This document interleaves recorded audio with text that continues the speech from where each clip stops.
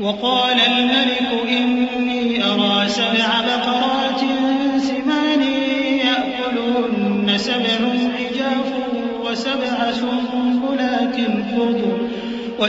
سنبلات خضر وأخر يابسات يا أيها الملأ أفتوني في رؤياي إن كنتم للرؤيا تعبرون قالوا أضغاث أحلام وما نحن بتأويل الأحلام بعالمين وقال الذي نجا منهما وادكر بعد أمة أنا أنبئكم بتأويله فأرسلون يوسف أيها الصديق أفتنا في 7 بقرات سمان يأكلهن 7 عجاف و7 سنبلات خضر وأخر يابسات لعلي أرجع إلى الناس لعلهم يعلمون.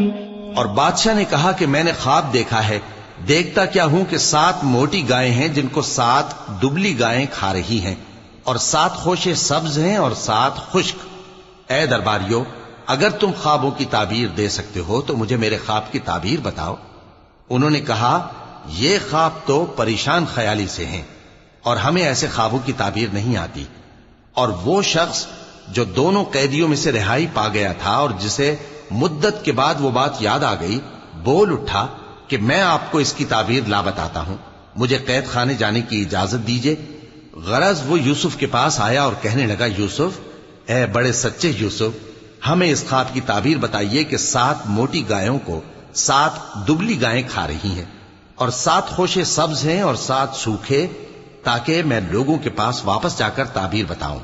عجب نہیں کہ وہ تمہاری قدر جانے.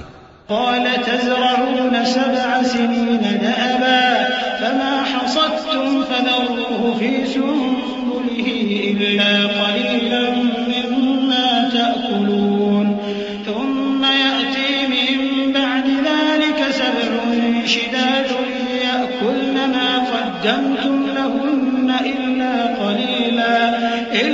قليلا مما تحصنون ثم يأتي من بعد ذلك عام فيه يغاث الناس وفيه يعصرون وقال الملك ائتوني به فلما جاءه الرسول قال ارجع إلى ربك فاسأله ما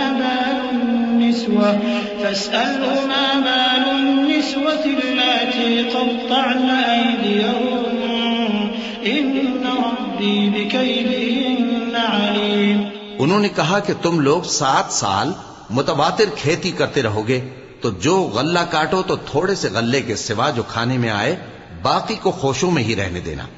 پھر اس کے بعد خشک سالی کے 7 سخت سال آئیں گے کہ جو غلہ تم نے جمع کر رکھا ہوگا وہ سب کو کھا جائیں گے، صرف وہی تھوڑا سا رہ جائے گا جو تم احتیاط سے رکھ چھوڑو گے. پھر اس کے بعد ایک ایسا سال آئے گا کہ خوب مے برسے گا اور لوگ اس میں رس نچوڑیں گے. اور یہ تعبیر سن کر بادشاہ نے حکم دیا کہ یوسف کو میرے پاس لے آؤ. سو جب قاصد ان کے پاس گیا تو انہوں نے کہا کہ اپنے آقا کے پاس واپس جاؤ اور اس سے پوچھو کہ ان عورتوں کا کیا حال ہے جنہوں نے اپنے ہاتھ کاٹ لیے تھے. بے شک میرا پروردگار ان کے فریب سے خوب واقف ہے. صدق اللہ العظیم.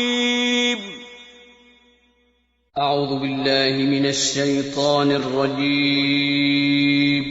پناہ مانگتا ہوں میں اللہ کی شیطان مردود سے. بسم اللہ الرحمن الرحیم. شروع اللہ کا نام لے کر جو بڑا مہربان نہایت رحم والا ہے.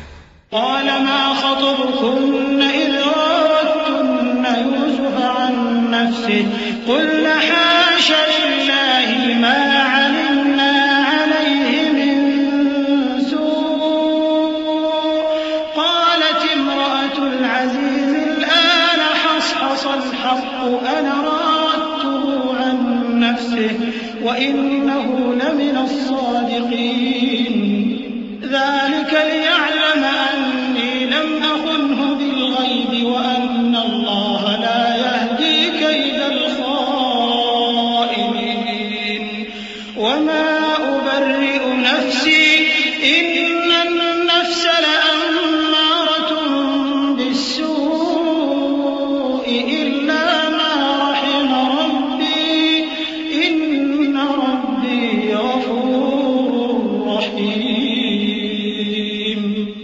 بادشاہ نے عورتوں سے پوچھا کہ تمہارا کیا قصہ تھا جب تم نے یوسف کو اپنی طرف مائل کرنا چاہا؟